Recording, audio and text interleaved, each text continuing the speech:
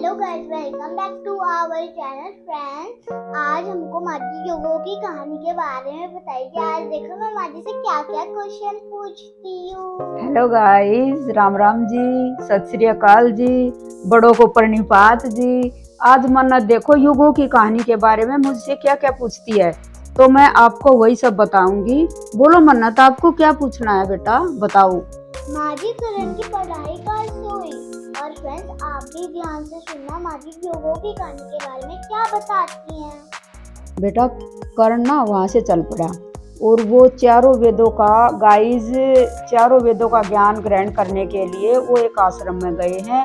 वहाँ पे एक गुरु जी थे, उनसे उन्होंने जनेऊ धारण कर किया है और यज्ञोपवीत, और उसके बाद उसने चारों वेदों का ज्ञान ग्रहण करके पंडित बन के वहाँ से वो चल पड़ा गुरु परशुराम के आश्रम की तरफ। वहाँ पे वो गुरु परशुराम के आश्रम में पहुँच के वहां जाके उसने देखा कि गुरु परशुराम तो तपस्या कर रहे थे, साधना कर रहे थे, और उनके सामने शिवलिंग बना हुआ था। तो उसके बाद वो वहां पे खड़े होके देख रहे। कुछ देर के बाद ना आंधी तूफान ऐसे आने लग गया और वो शिवलिंग पे जा के लग रहे, पत्थर भी पत्ते भी सब कुछ ऐसे पत्थर पे गिर रहे, शिवलिंग पे गिर रहे। तो उसने सोचा कि ये तो इसको शिवलिंग को उड़ा ले जाएंगे, और जिन्होंने भगवान तक पहुंचने के लिए इतनी साधना की है तो मैं इनकी साधना को भंग नहीं होने दे सकता। तो उसने क्या किया, धनुष बाण उठाया और शिवलिंग के चारों तरफ बाणों से एक चार दीवारी बना दी। तो उसने जैसे ही चार दीवारी बनाई तो गुरु परशुराम की आंखें एकदम से ऐसी खुली और उसने कहा, उद्दंड बालक, ये तूने क्या किया, तुम क्या कर रहे हो ये? तो उसने हाथ जोड़ के कहा कि गुरुदेव, मैं तो इनकी शिवलिंग की रक्षा कर रहा था क्योंकि आंधी तूफान आया हुआ था। तो गुरु द्रोणाचार्य ने कहा, गुरु परशुराम जी ने कहा कि ये तो खुद भगवान है, तुम उनकी क्या रक्षा करोगे, वो तो सबकी रक्षा करते हैं। तो उसके बाद वो हाथ जोड़ के खड़े हो गए और गुरु परशुराम एकदम से गुस्से में आ गए। तो उन्होंने कहा कि तुम कौन हो? तो वो कहने लगा कि मैं आपसे धनुर्विद्या का ज्ञान लेने आया हूँ, आप मुझे धनुर्विद्या सिखाओ। तो कहने लगे, मैंने तो सारे अस्त्र शस्त्र सब कुछ त्याग दिया है, अध्यापन का कार्य मैंने त्याग दिया, मैं किसी को कोई शिक्षा नहीं देता। तो वो वहीं पर खड़ा रहा कि गुरुदेव आप मेरी परीक्षा लो, चाहे कुछ भी करो, मेरे को अपना शिष्य ग्रहण करो। तब पता है बेटा क्या हुआ? तो जैसे ही गुरु परशुराम ने ये बोला कि तुम बच्चे यहाँ से चले जाओ, हाँ, तो वो कहने लगा कि नहीं, मैं तो आया हूँ अपने घर वालों को बोल के आया, अपने माता पिता को ये बोल के आया हूँ कि या तो मैं शिक्षा ग्रहण करके आऊंगा, नहीं तो मैं वापस ही नहीं आऊंगा। तो जैसे ही गुरु परशुराम उनको मना करके मुड़ के चलते हैं, वैसे ही कर्ण ने उनका जो फरसा था वो एकदम ऐसे उठा लिया। तो गुरु परशुराम को तो और भी गुस्सा आया। तो वो फिर एकदम से कि बालक, तुम्हारी हिम्मत कैसे हुई मेरा फरसा उठाने की? तो वो फरसा ऐसे लिए हुए वो कहने लगे कि आप मेरी कोई भी परीक्षा ले लो, मुझे एक बार शिक्षा देने का कष्ट करें। तो पता है बेटा उसने, गुरु परशुराम ने क्या कहा कि मैंने सब कुछ त्याग दिया, मैं तेरे को शिक्षा नहीं दे सकता। लेकिन वो तो अडिग रहा।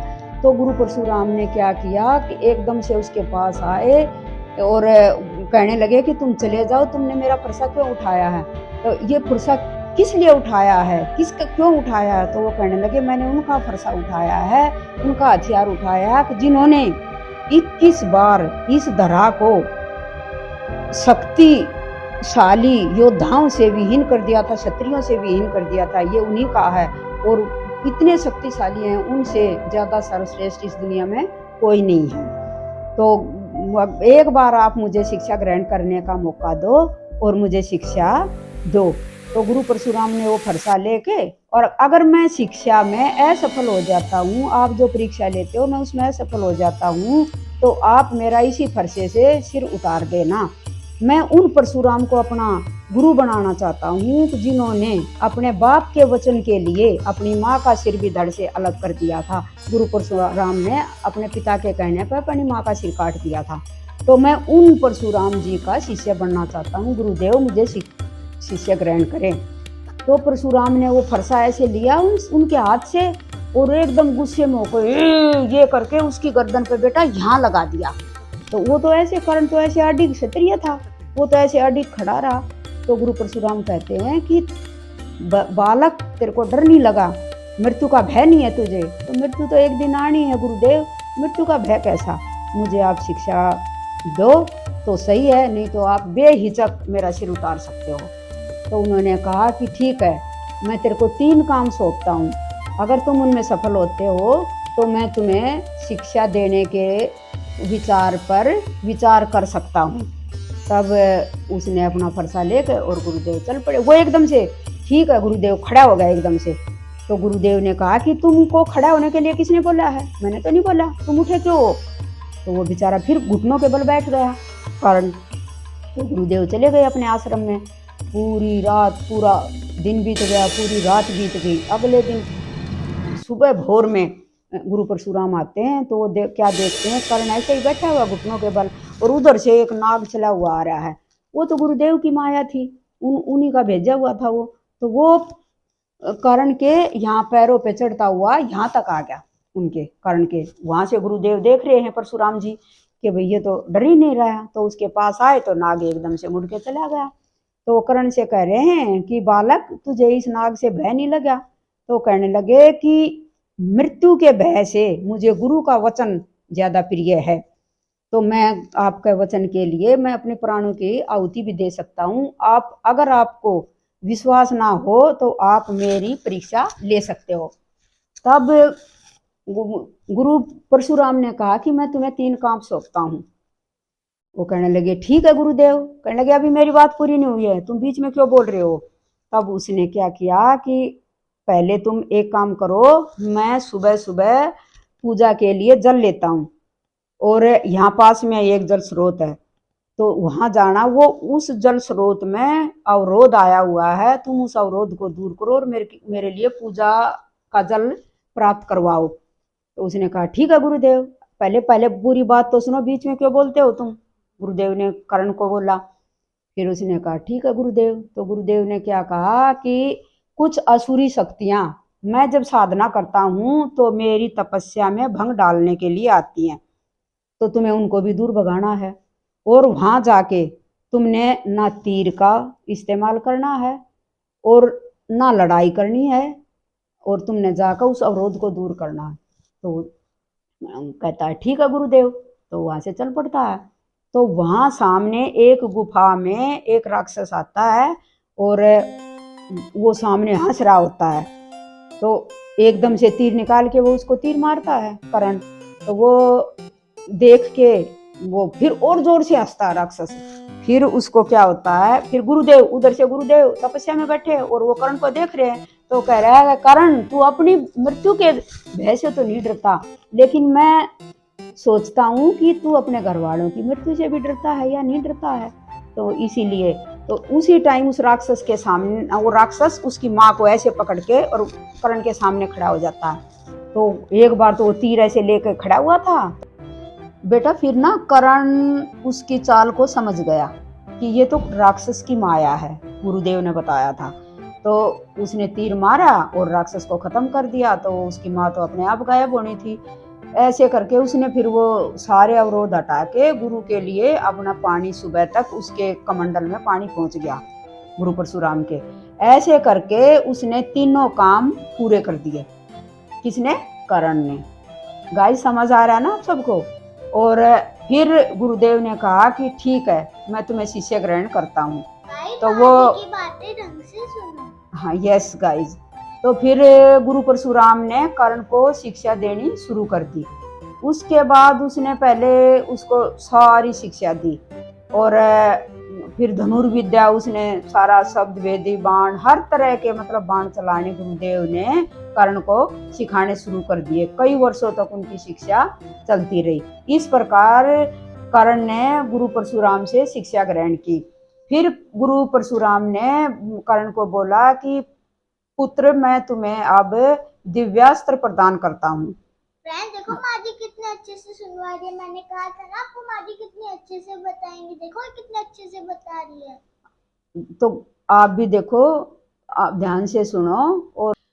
और फिर गुरु परशुराम ना अपने आश्रम में कर्ण के साथ चर्चा कर रहे थे। उसी टाइम गांव वाले आते हैं और त्राई माम त्राई माम त्राई माम ऐसे करते हैं और आके कहते हैं गुरुदेव हमें बचा लो, आपके आश्रम में तो चारों तरफ हरियाली हरियाली है और हमारे यहाँ वर्षों से एक बूंद पानी नहीं गिरा, हम भूख से और प्यास से मर रहे हैं।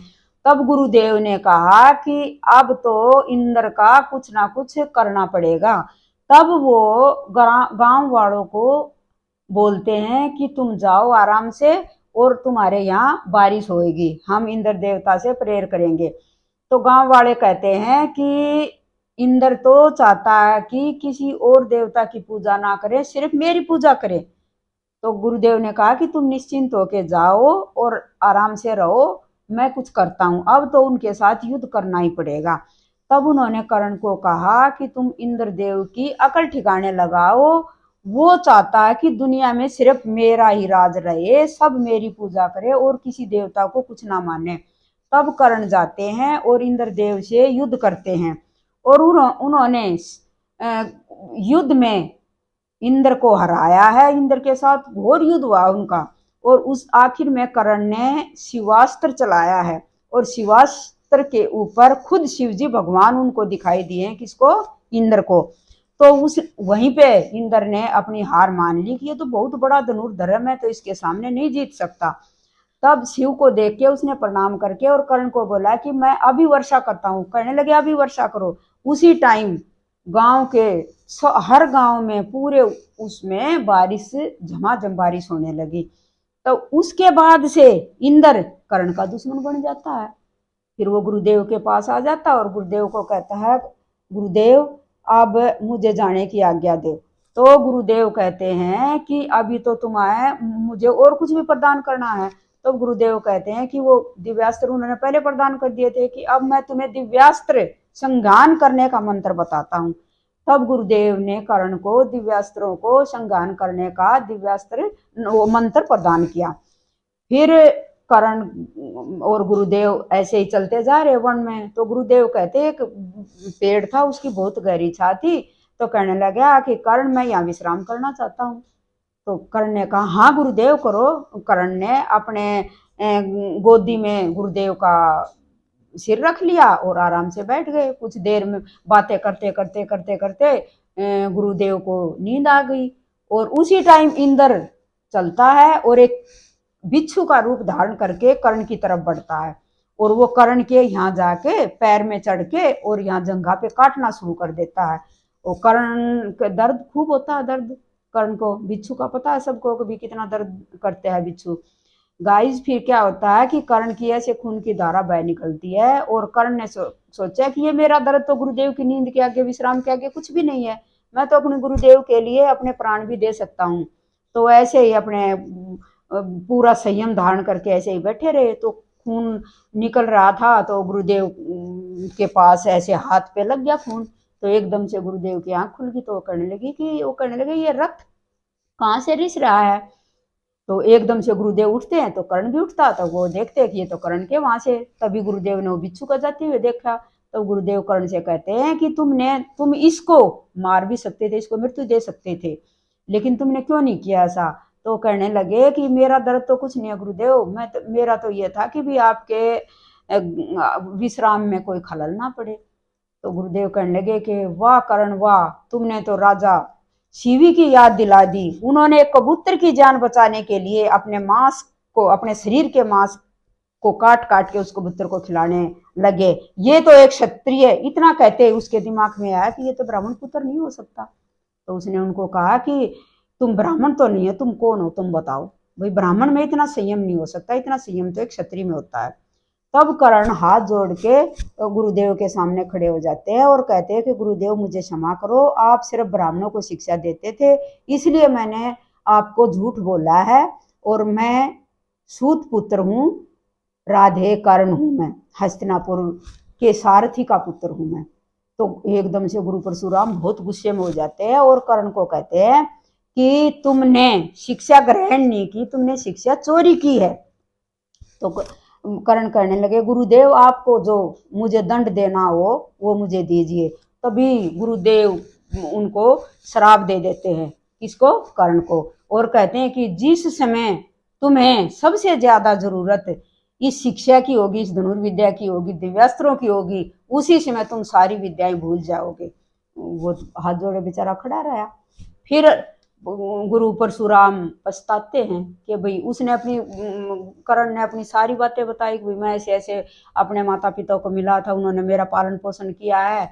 तो गुरु परशुराम के भी समझ में आ गया कि इतना धनुर्धर एक सूत पुत्र तो नहीं हो सकता है, तो ये कोई क्षत्रिय ही। तब उसको पता चला कि ये तो वास्तव में क्षत्रिय है। और उसने उसको कहा कि पुत्र, मैंने तुम्हें ये शराब तो दे दिया, इसको तो मैं वापस नहीं ले सकता, लेकिन मैं तुम्हें एक दिव्य धनुष प्रदान करता हूँ। गुरु परशुराम ने अपना दिव्य धनुष कर्ण को प्रदान कर दिया और कहा कि जब तक ये धनुष तुम्हारे पास रहेगा तुम्हें कोई नहीं मार सकता, ना तुम्हें कोई युद्ध में हरा सकता है। तो वो अब तुम जा सकते हो। तो वो दिव्य धनुष लेके गुरु जी को प्रणाम करके और वहां से चला जाता है। और कुछ दूर चलने के बाद एक ब्राह्मण रहते थे वहां, तो वहां पे वो चला जाता है पास में ही। तो फिर वहां पे भी इंद्र आता है एक राक्षस का रूप धारण करके। वहां जाके वो कर्ण तो उस राक्षस के ऊपर तीर चलाता है, लेकिन वो तो एकदम से अलग हो जाता, अंतर ध्यान हो जाता है और वो तीर जाके एक बछड़े को लगता है। तब वो उधर से ब्राह्मण, उसके पुत्र, उसकी पत्नी रोते हुए आते हैं कि भाई हमारे बछड़े को मार डाला, इसके वियोग में इसकी माँ भी मर जाएगी और उसका दूध पी के हम गुजारा कर रहे थे तो हम भी मर जाएंगे। तब कर्ण ने कहा कि मैंने बछड़े पे तीर नहीं चलाया, मैंने तो एक राक्षस पे चलाया था। तब वो कहते हैं ब्राह्मण कि तुम झूठ बोल रहे हो, तुमने सीधा बछड़े पे ही तीर चलाया। वो बेचारा फिर भी प्रार्थना कर रहा है कि मैंने बछड़े पे तीर नहीं चलाया, मैंने तो राक्षस को मारा था। तो दिखाओ कहाँ राक्षस। अब पता नहीं वो राक्षस कहाँ चला गया। तो वहां पे फिर पंडित भी उनको श्राप दे देता है कि मैं तुम्हें श्राप देता हूँ कि तुम भी इस असहाय बछड़े की तरह ही ऐसे ही असहाय रहोगे, तब तुम्हारी मृत्यु होगी। जब तुम्हें सबसे ज्यादा जिस चीज की जरूरत होगी वो तुम्हें नहीं मिलेगी। ठीक है बच्चों। गाइज, अब इस प्रकार से कर्ण की शिक्षा समाप्त हुई, उसने शिक्षा प्राप्त की और बेचारे ने साथ के साथ 2-2 श्राप भी लिए हैं। ठीक है बेटा, समझ आया आपको कर्ण की? आपने पूछा था ना कर्ण ने कैसे शिक्षा प्राप्त की, तो कर्ण ने ऐसे शिक्षा प्राप्त की थी। ठीक है बेटा, अब मुझे पता चला कर्ण की पढ़ाई कैसे कंप्लीट हुई। और फ्रेंड्स, आपको भी पता चला ना कर्ण की पढ़ाई कैसे कंप्लीट हुई। तो हमारे चैनल को लाइक, शेयर एंड सब्सक्राइब करें। तब तक हेल्दी, हैप्पी रहें एंड खुश रहें। बाय।